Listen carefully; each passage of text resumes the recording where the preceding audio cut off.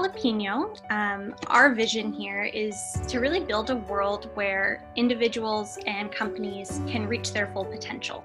And so we do this through a unique blend where we leverage technology as well as psychology to help our clients really develop the essential skills that they need to create sustainable and humanized work environments. And so tonight's event is all about diversity and inclusion. What the problem is about diversity and inclusion.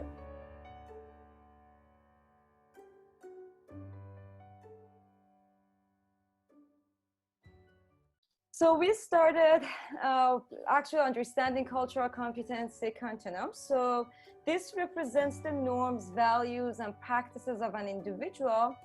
So we took this model and turned it into a diversity competency model. So based on this, we're not only focusing on cultural differences, but also individual differences. But what happens when we assess actions and competency? We saw a significant drop in the score of desirability when we were assessing the actions and competencies. There is an explanation for this trend, which is social desirability bias. What is social desirability bias? This is the tendency to over-report socially desirable characteristics or behaviors of ourselves and under-report socially undesirable characteristics and behaviors. Usually don't believe a specific behavior presented by one individual describes who they are. We usually don't use our own values and standards as a point of reference to assess which behavior is appropriate or inappropriate. But things get very interesting when we ask our participants to rate others, and this is what happened. Usually we tend to believe that majority of people usually tend to describe others based on their own standards. Majority of people use their own standards to assess appropriate behaviors in others. So there's also explanation for this as well.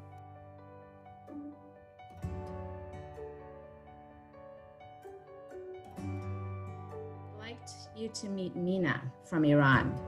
She has years of teaching and facilitating experience in her home country, but couldn't bring herself to apply for her dream job as a career advisor and facilitator with Work BC because she didn't have facilitating experience in the Canadian context.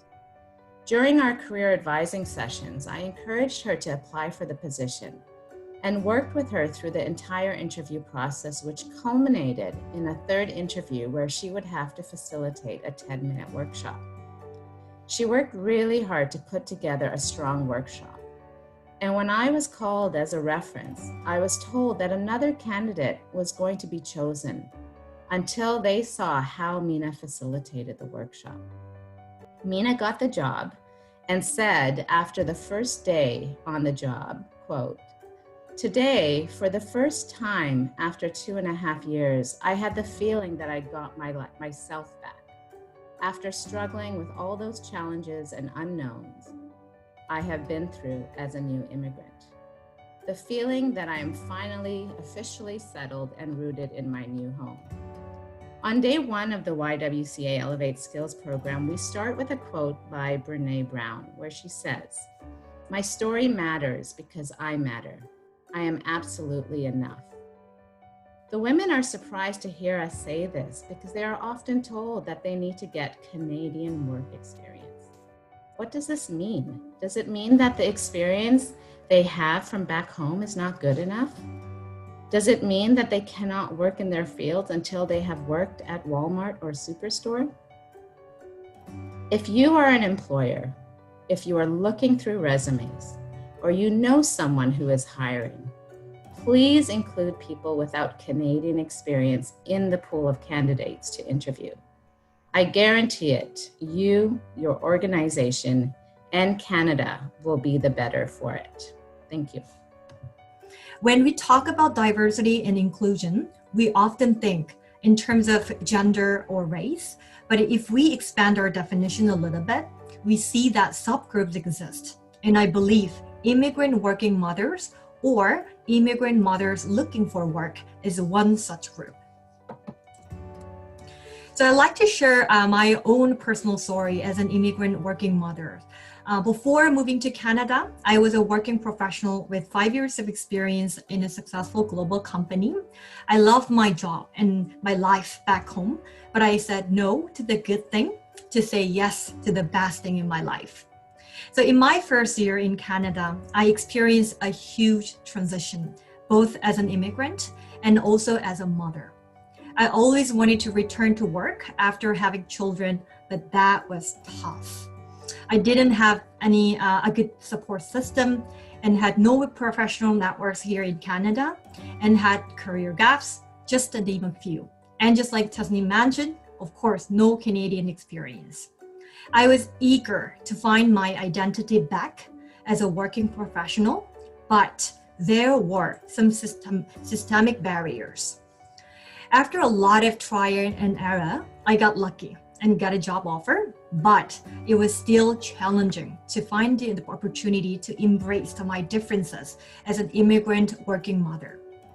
When we invest in diversity and inclusion and embrace marginalized groups and allow them to be different, I believe that makes Canada as Canada. Thank you very much. I have heard our women apologize constantly. Oh, I'm sorry, my English is not good, apologizing for their accents. And so in the program, we strive to shift their focus from their language and accents to more on attitude and mindset. And really, from an HR perspective, all it takes is some active listening and patience for hiring managers to become accustomed to different accents. I know many companies are starting to review resumes in a blind way, where they eliminate identifying factors such as names, countries where people studied, names of institutions. I think this is a good start to eliminating bias, but perhaps we should also be looking at educating HR folks and hiring managers on how not to have bias, or more training on embracing the diversity and differing perspectives that newcomers offer. I think that it would be wonderful if hiring managers would understand the richness that newcomers could bring to their organizations. Thank you.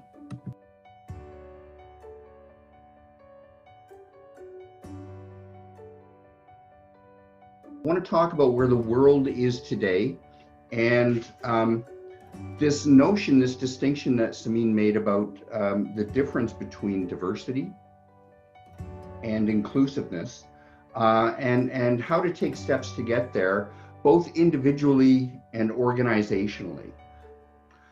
The first thing I think is to sit down and have the right attitude.